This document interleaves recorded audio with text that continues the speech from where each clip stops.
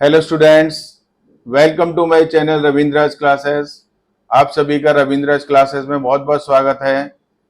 देखो बेटा, हम ऑप्टिक्स जो है ना डिस्कस कर रहे हैं, जिसमें हम वेव ऑप्टिक्स कर रहे हैं और इंटरफ्रेंस तक हम करा चुके हैं। अब इंटरफ्रेंस जब हम कंप्लीट कर चुके हैं तो हमने इस पर कुछ क्वेश्चंस कराने के लिए सोचा कि कुछ एनसीईआरटी की प्रॉब्लम्स हैं और जो प्रीवियस ईयर बोर्ड के क्वेश्चंस हैं उनको आपके साथ डिस्कस किया जाए। वो बड़े आपके लिए हेल्पफुल होंगे कॉम्पिटिटिव एग्जाम में भी, और बोर्ड में तो होंगे ही होंगे डेफिनेटली। आगे बढ़ने से पहले मैं कहना चाहूंगा कि जिन लोगों ने भी मेरे चैनल को सब्सक्राइब नहीं किया है, या जो लोग भी नए जुड़े हैं, नए देख रहे हैं, वो इसको सब्सक्राइब करिए, लाइक और शेयर करिए और कमेंट भी करिए। इसी के साथ हम आगे बढ़ते हैं। अब देखिए बेटा, पहली है आपका पहला क्वेश्चन है, in Young's double slit experiment using monochromatic light of wavelength lambda, the intensity of light at a point on the screen where path difference is lambda is k units. What is the intensity of light at a point where the path difference is lambda by 3? बहुत अच्छा question है। देखिए क्या है कि हम आपको बता चुके हैं कि जब दो वेव सुपर इम्पोज करती हैं और एक नई वेव बनती है यानी इंटरफेरेंस होता है, तो उस रिजल्टेंट इंटेंसिटी जो आती है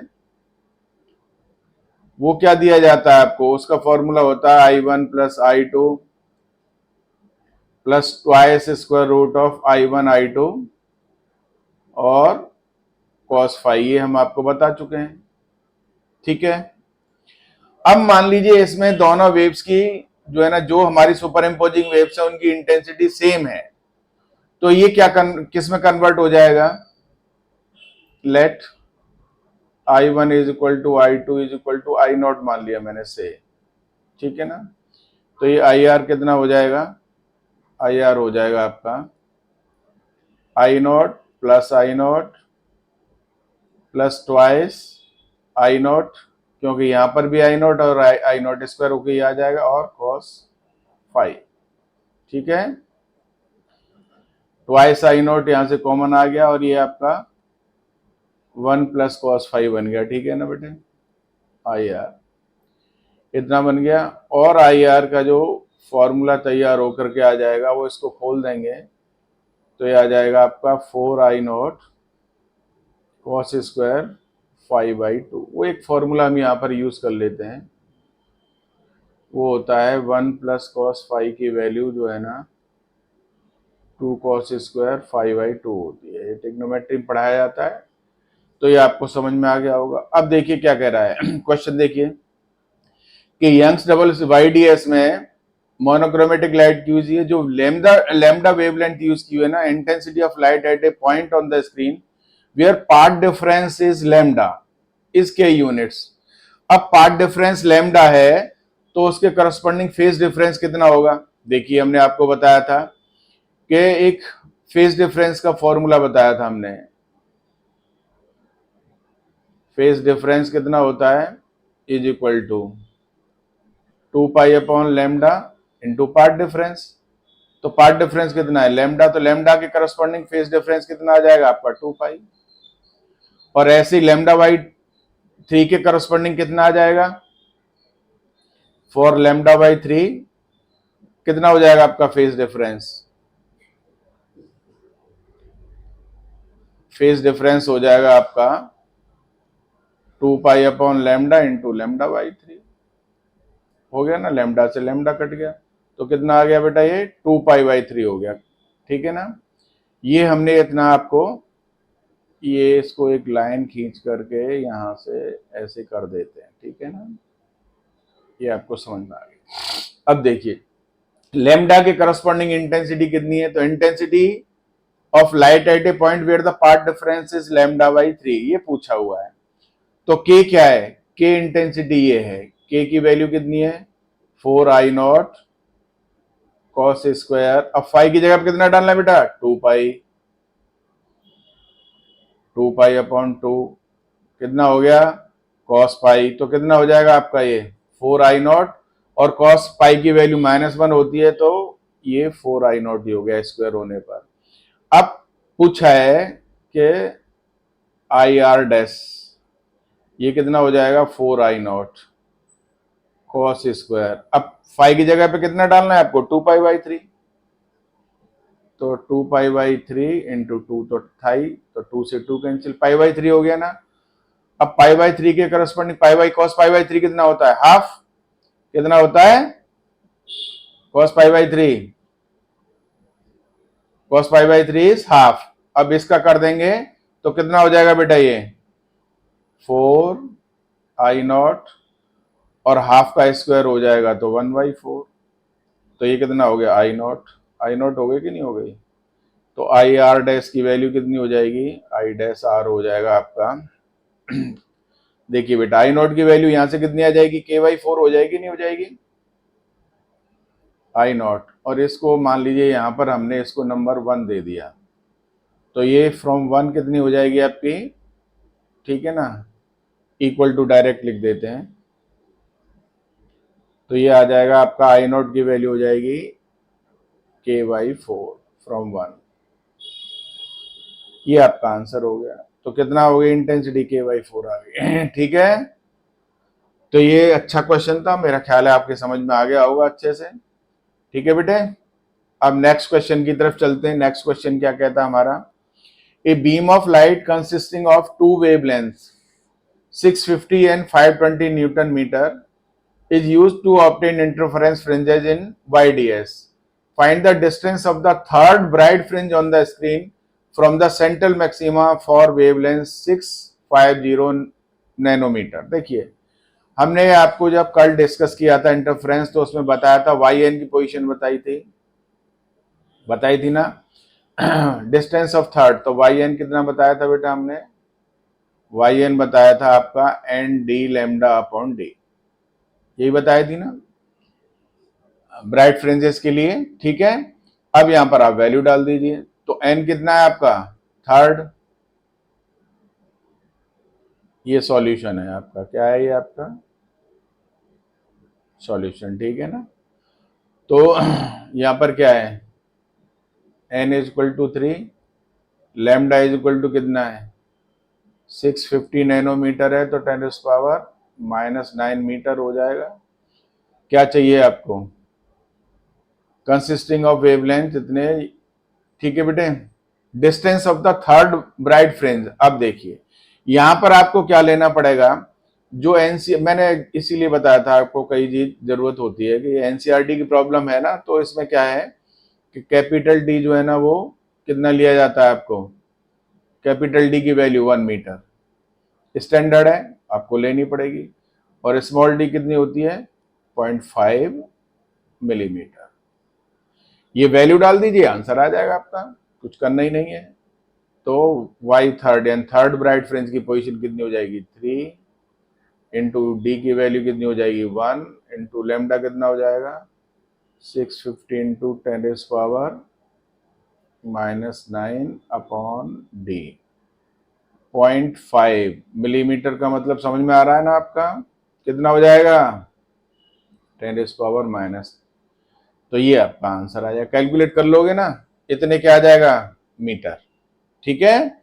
ये पोजीशन आ जाएगी आपकी, इजी सा है, चाहो तो आप मैं कर देता हूं 3 इंटू 650, देखिए यहां पर 5 पावर हो गई 4, तो 4 में से चली जाएंगी तो ऊपर बचेंगी पावर -5, इससे कैंसिल कर देंगे 130, तो कितना बन गया बेटा ये 390 इंटू 10⁻⁻⁵ मीटर, ठीक है ना।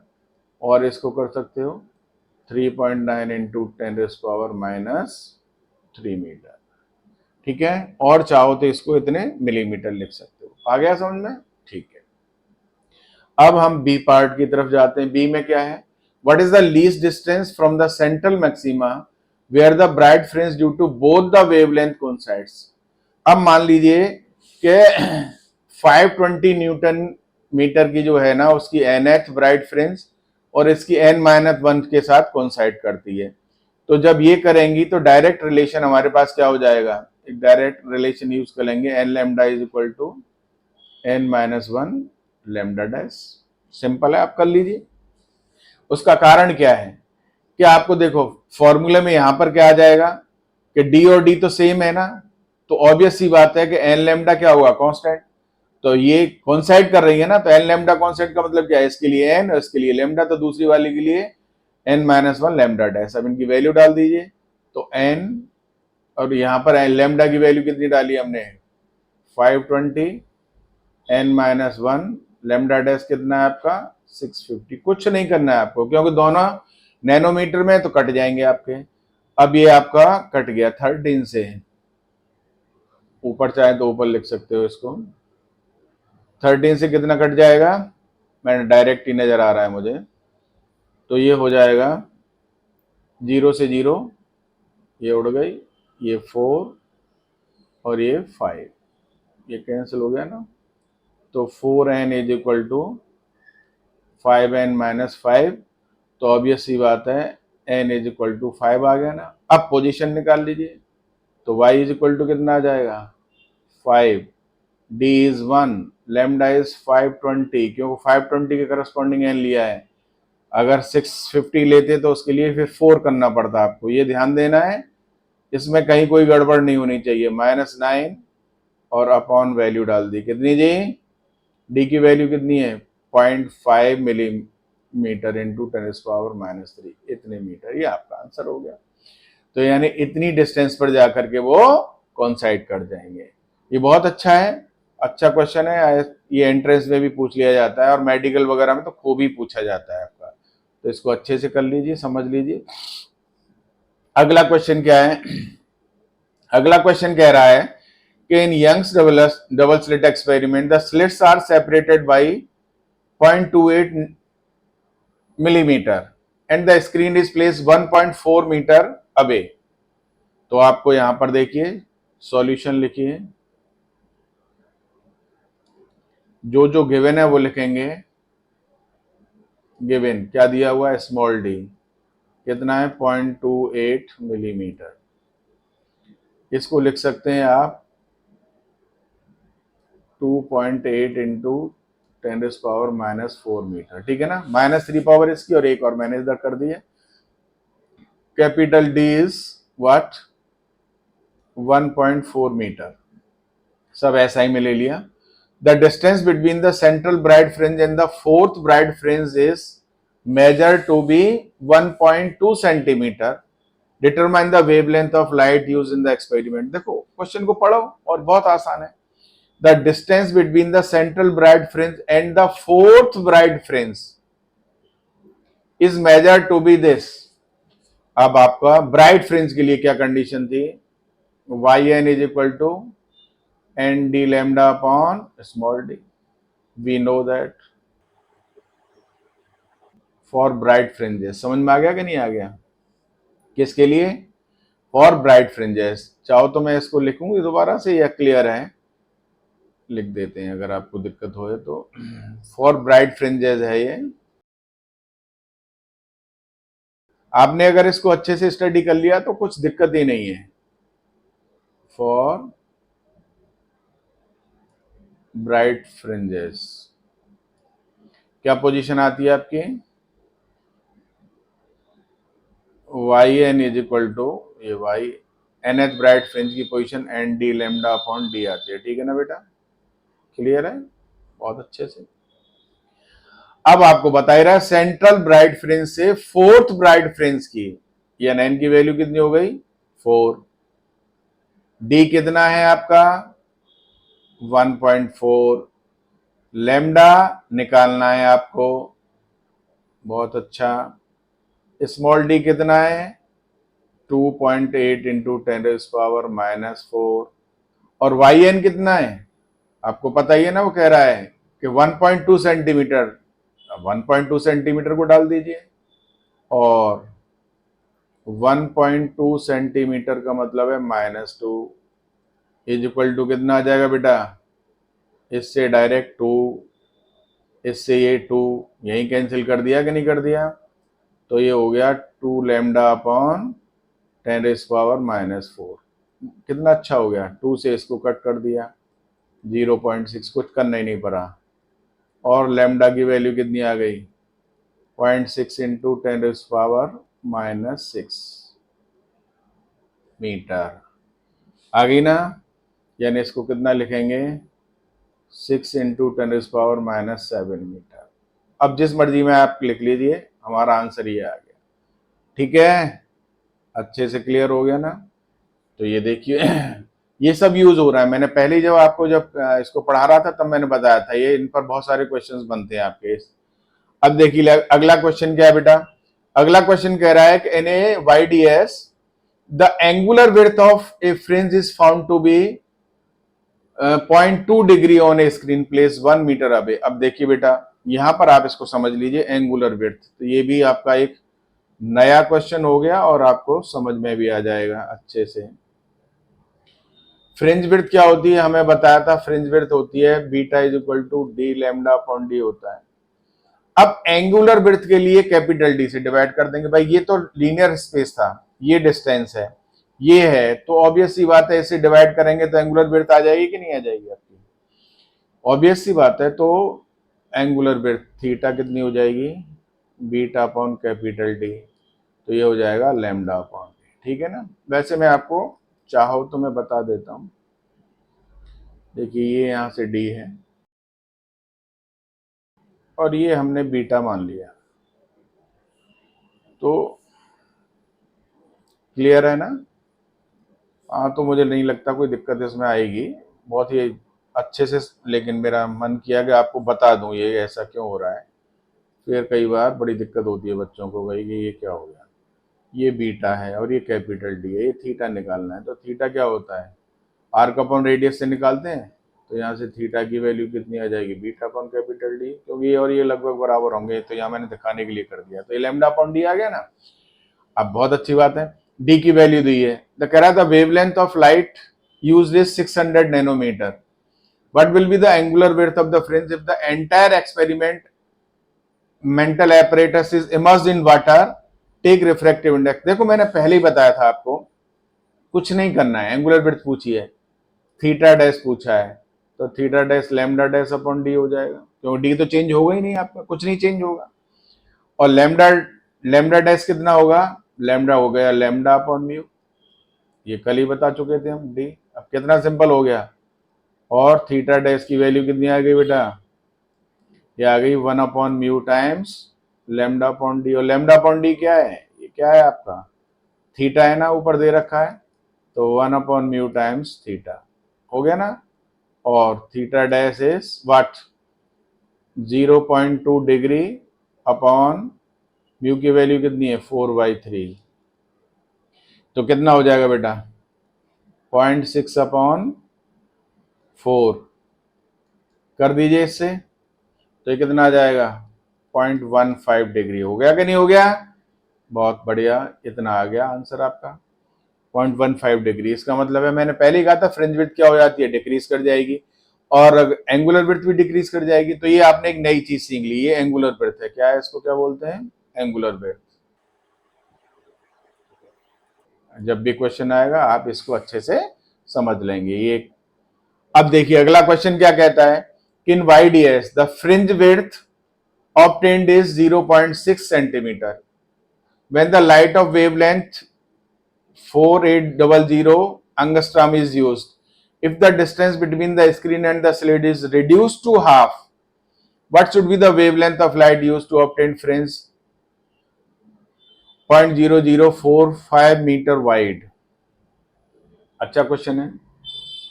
फ्रिंजेस इतनी वाइड है तो आपको क्या दे दिया, देखिए इसका सॉल्यूशन क्या करेंगे हम, अच्छे से समझिए इसको। अच्छा क्वेश्चन है और कहीं कोई दिक्कत होनी नहीं चाहिए आपको, अब इतना समझ चुके हो। YDS में फ्रिंज विड्थ दी हुई है आपको beta 0.6 centimetre, got it.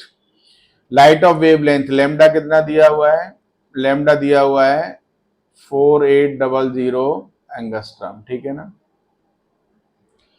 Used if the distance between the screen and the slit is reduced to half, यानी कैपिटल डी को क्या कर दिया है आपने, हाफ कर दिया है। What should be the wavelength of light used अब फ्रिंज विथ इतनी ऑब्टेन करने के लिए देखिए, तो आप क्या लिखेंगे, we know that, what we know that, beta कितना होता है बेटा, बीटा होता है D lambda upon D, beta dash कितना हो जाएगा, डी डैश लैम्डा डैश, और अब यहां पर डी डैश भी लिखना पड़ेगा हमें, सब कुछ लिख दिया हमने, लेकिन क्या क्या चेंज हुआ है, डी तो सेम ही है, D dash is D, what is capital D dash is D by two, half कर दिया आपने, और beta is given to you, beta और बीटा दोनों दिए हुए, देखिए यहां पर बीटा कितना है, बीटा डैश कितना है, बीटा डैश है आपका 0.0045 मीटर, ठीक है। अब ये सेंटीमीटर में, ये ध्यान रखना, तो आप कर लीजिए, आपको कोई टेंशन वाली बात ही नहीं है। तो हम एक तो डिवाइड कर देंगे, this is number 1, this is number 2, कर दिया ना बेटा, तो 2/1 कर दीजिए, 2/1 करने पर क्या आ जाएगा, beta dash upon beta is equal to what, D dash lambda dash, क्योंकि डी तो दोनों में सेम था, अपॉन डी लैम्डा, ठीक है ना बेटे। अब यहां पर वैल्यू डाल दीजिए, डी डैश कितना हो जाएगा, या यहां पर कर लीजिए, और मैं छोड़ो इसको, यहां से कर देते हैं अलग से,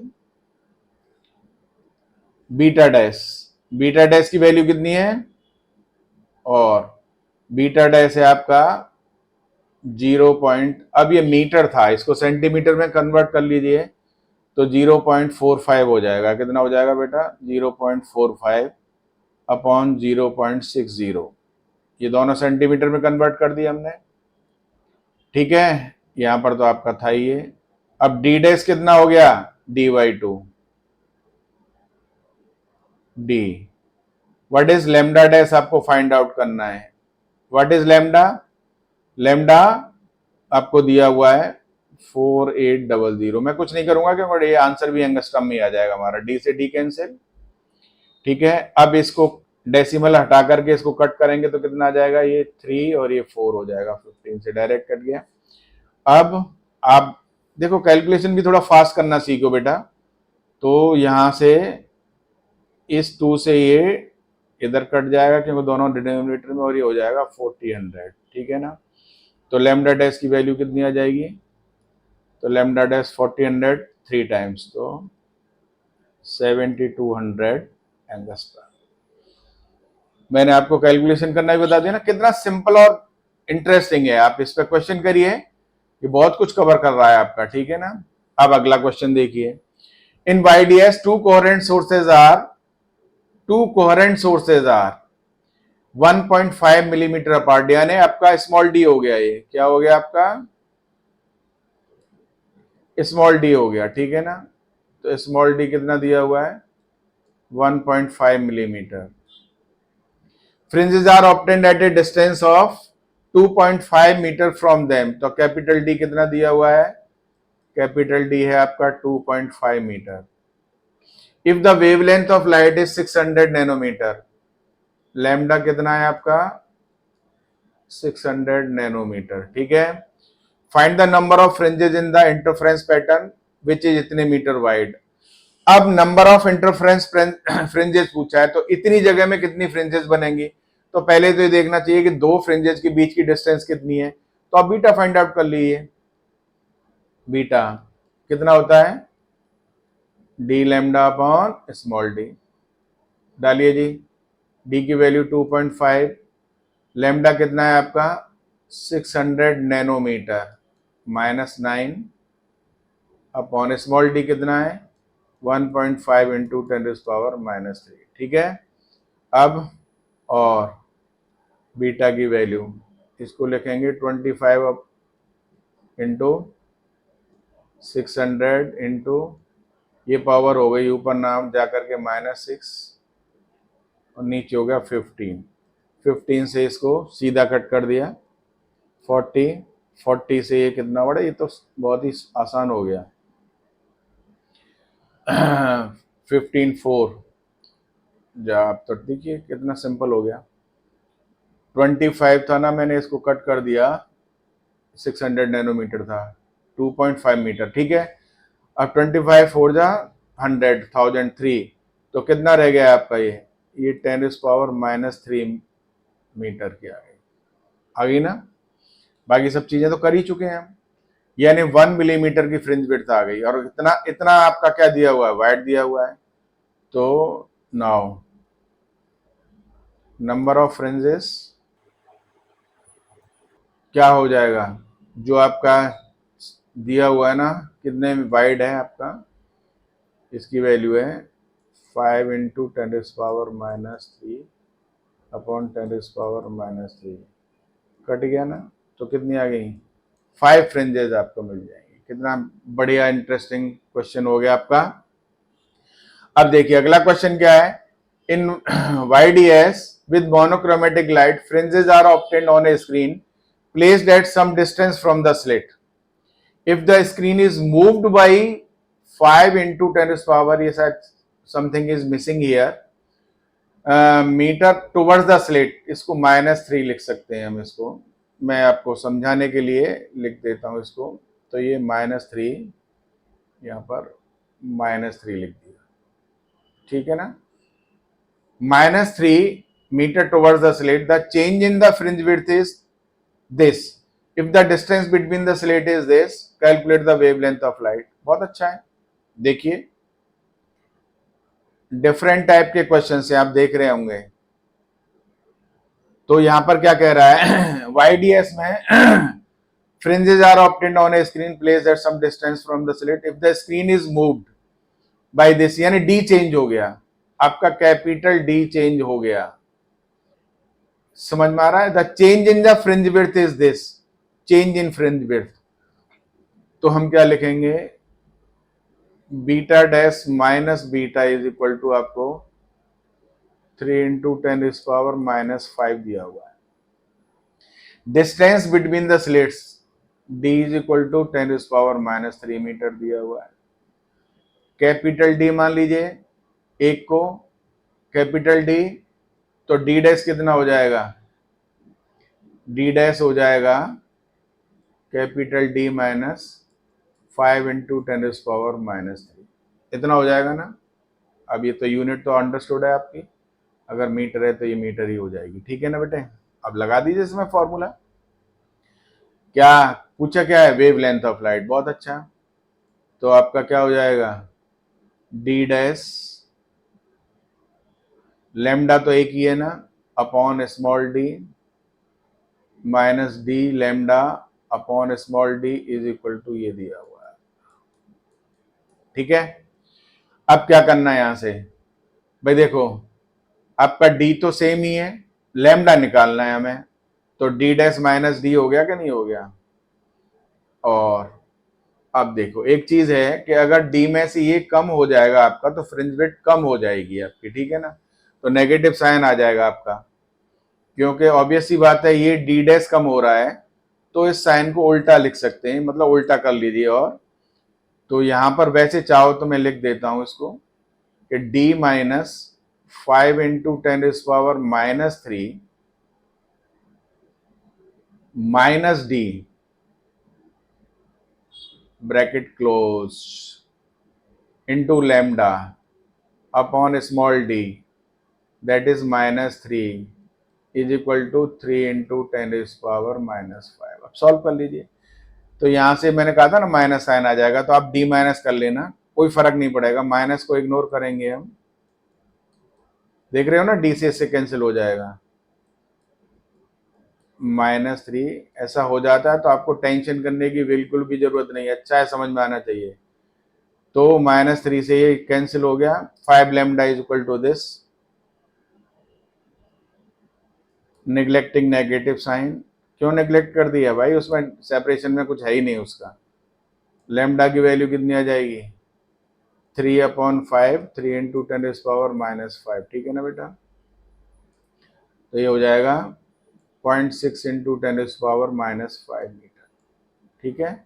और आप इसको 6 इंटू 10⁻⁻6 मीटर लिख सकते हो। ये एक डिफरेंट क्वेश्चन हो गया आपके लिए। अब अगला क्वेश्चन देखिए, Consider interference between two sources of intensities I and 4I. This is 4I. ये I है तो ये 4I होगा. Obtain intensity at a point where the phase difference is pi by 2. Consider interference between two sources of intensity I and 4I. Obtain intensity at a point where the phase difference is I pi by 2. देखो कितना मतलब interesting. और वैसे पूछा जाए तो direct फॉर्मूले पर क्वेश्चन है, घबराने की जरूरत नहीं है. आप जानते हैं रिजल्टेंट इंटेंसिटी कितनी होती है आपकी, I1 plus I2 plus twice square root of I1 I2 cos phi होती है ना. देखिए बेटा, तो IR. अब पूछर क्या है, obtain intensity at a point where the phase difference is pi by 2. कुछ करना ही नहीं है भैया. आई कितना है, I2 कितना है 4I, और ये कितना है 2. अब यहां पर वैल्यू डालो या कुछ भी करो, क्यों, cos पाई बाई 2 हो गया, ये 0 हो गया सर. तो IR की वैल्यू कितनी आ गई आपकी, 5I आ गई. देखो भैया, ये इतनी इंटेंसिटी मिल जाएगी आपको. क्या करना है, हो गया ना, डायरेक्ट फॉर्मूले पर था. ठीक है, अब अगला क्वेश्चन देख लीजिए.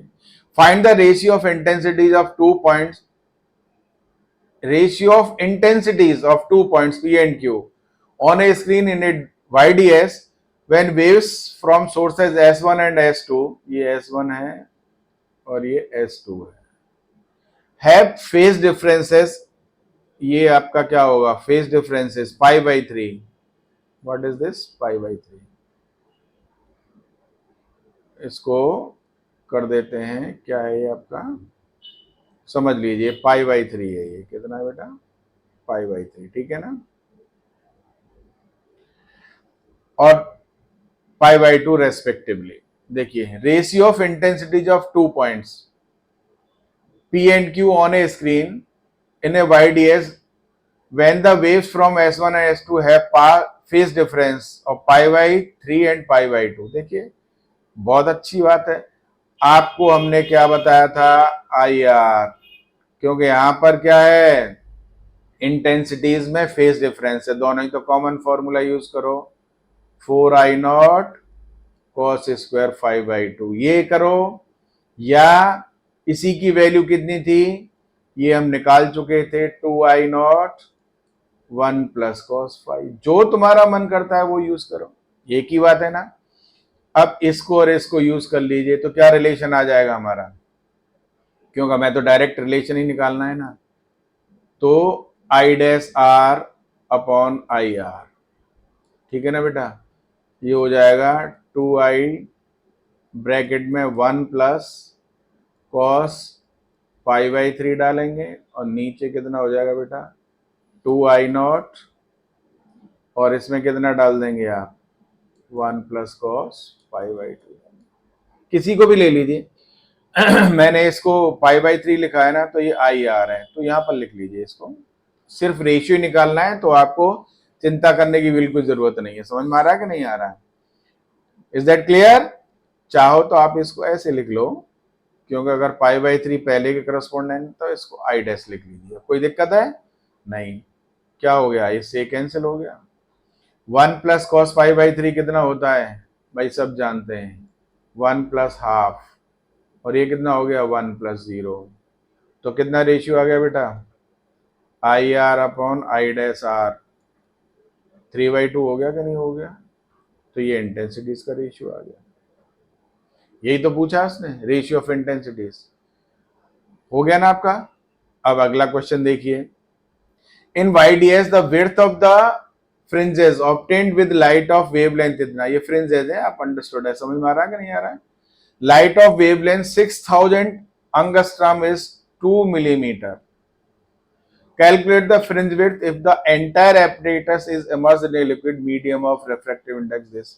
अब आप सब चीज से अच्छे से वाकिफ हो चुके हो, यानी you understand all the things जो भी इंटरफेरेंस में, क्योंकि मैंने इसको अच्छे से कराया है. तो अब क्वेश्चन भी इतने सारे करा दिए हैं कि मुझे नहीं लगता कि बोर्ड में या आपको मेडिकल का भी जो एग्जाम दे रहे हैं या जेई मेंस का भी दे रहे हैं वो काफी हद तक क्वेश्चन कर सकते हैं। इन YDS the width of the fringes obtained with light of इतने, फ्रिंज विड्थ कितनी दी हुई है बेटा 2 मिलीमीटर विद वेवलेंथ 6000 एंगस्ट्रम, ठीक है। फ्रिंज विड्थ कैलकुलेट करनी है if the entire apparatus is immersed in a liquid medium. आप कुछ भी नहीं करिए, कुछ भी, हमें फालतू की बेवकूफी करने का मतलब ही नहीं है। तो बीटा डैश बीटा मीडियम में कितना होता है हमने बता चुके ना, जब कुछ भी चेंज नहीं हो रहा है तो 1/μ टाइम्स बीटा इन एयर होता है कि नहीं होता है, यही बताया था ना। अब क्या करना ही क्या है इसमें, कुछ नहीं करना है, बीटा एम, ये सब कुछ फालतू डराने के लिए। आप 2 डिवाइडेड बाई 1.33, ये एक्चुअली 1.33 क्या होता है 4/3 होता है, ये वाटर का रिफ्रैक्टिव इंडेक्स होता है विद रेस्पेक्ट टू एयर। तो आप इसको लिख सकते हो 1.33 को अगर हम 4/3 लिख लेंगे तो ये थोड़ा इजी हो जाएगा। 4/3 दैट इज 6/4 कितना हो गया भाई 2 3, तो 1.5 हो गया कि नहीं हो गया, 1.5 मिलीमीटर हो जाएगी, ठीक है ना। मैंने यूनिट ऊपर जो आई है क्योंकि मैंने चेंज ही नहीं किया, जरूरत ही नहीं थी उसकी। तो आपका क्या हो गया बीटा इन मीडियम कितनी हो जाएगी 1.5 मिलीमीटर, ये आंसर है। वैसे अभी तक मैंने कुछ लिखा नहीं है आंसर आंसर, आप समझ रहे होंगे इसकी जरूरत नहीं थी। मैंने क्वेश्चन कराने का मेरा जो मेन वो था एम, वो मैंने मुझे लगता है हासिल कर लिया है, आपको बहुत कुछ देने की कोशिश की है। अब देखिए हम क्या करते हैं इसके साथ।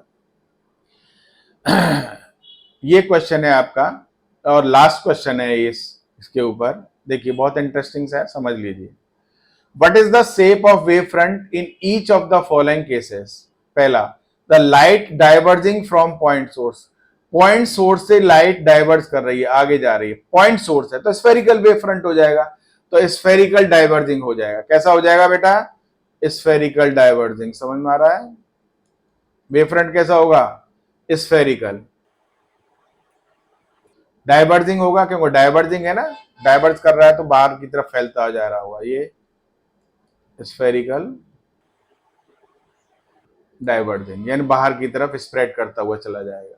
दूसरे का देखिए, light emerging out of convex lens when A point source is placed at its focus. ये बहुत अच्छा क्वेश्चन है और मैं इसको चाह रहा था कि आपके साथ डिस्कस करूं किसी भी तरीके से, कि मान लीजिए आपको लैब में बैठे हैं और लैब में आपको प्लेन वेव फ्रंट की जरूरत है, तो हमने तो ये बताया था कि प्लेन वेव फ्रंट कब मिलता है आपको, जब जो भी आपका सोर्स है चाहे वो लीनियर सोर्स है या पॉइंट सोर्स है वो फार डिस्टेंट अपार्ट होगा। अब लैब में कहां से फार डिस्टेंट अपार्ट करेंगे, तो उसका बेस्ट तरीका यह है कि उसको कहां है कॉन्वेक्स लेंस के फोकस पर रख दीजिए। अब आपको पता ही है जहां लेंसेज पड़े होंगे कि अगर लेंस के फोकस पर कोई ऑब्जेक्ट रखा है तो उसकी इमेज कहां पर बनती है इन्फिनिटी पर। इन्फिनिटी का मतलब क्या है कि after refraction rays becomes parallel to the principal axis, और जब प्रिंसिपल एक्सिस के रेज पैरेलल हो जाएंगी तो अब ऐसी बात है वेव फ्रंट कैसा हो जाएगा आपका प्लेन वेव फ्रंट हो जाएगा। समझ में आ रहा है, प्लेन वेव फ्रंट हो जाएगा। तो ये प्लेन वेव फ्रंट हो गया, कोई दिक्कत, बहुत अच्छे से समझ में आ रहा है, पूछ लिया जाएगा तो आप बता ही सकते हो। चाहो तो इसको हम बना के भी दिखा देंगे, कोई दिक्कत नहीं है, क्योंकि आपको समझ में आ रहा है फोकस पर रखी हुई चीज की इमेज कहां पर बनती है इन्फिनिटी पर, तो रेस पैरेलल हो जाएंगी रिफ्रैक्शन के बाद। The portion of wave front of light from a distant star intercept by the earth. अब लाइट कहां से आ रही है डिस्टेंट स्टार से, यानी बहुत दूरी पर है, और वहां का इंटरसेप्ट बाय अर्थ है, तो कैसा होगा वो भी प्लेन हो जाएगा, क्योंकि जब सोर्स काफी दूरी पर है तो वेव फ्रंट कैसा आएगा प्लेन वेव फ्रंट ही होगा कि नहीं होगा। ये आपके इन प्रश्नों के जो है ना आपको जवाब मिल गए। उम्मीद करता हूं कि ये आपको बहुत अच्छे से समझ में आया होगा, ठीक है बेटा। और इसी के साथ हम वीडियो का यहीं पर जो है ना एंड करेंगे। अगली चीज जो है ना हम अगले लेक्चर में आपको बताएंगे।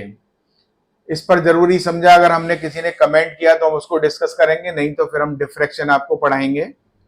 कुछ चीजें जो मैं ऐसी डिस्कस करूंगा जैसे कंडीशन ऑफ सस्टेन्ड इंटरफेरेंस क्या है वो आपको बताई जाएंगी। समझ में आ रहा है कि नहीं आ रहा है, कुछ जो चीज़ें और हैं मेरे को लग रहा है कि वो ज़रूरी है आपको समझाना, तो उनको समझाएंगे, फिर उसके बाद हम डिफ्रैक्शन स्टार्ट कर देंगे।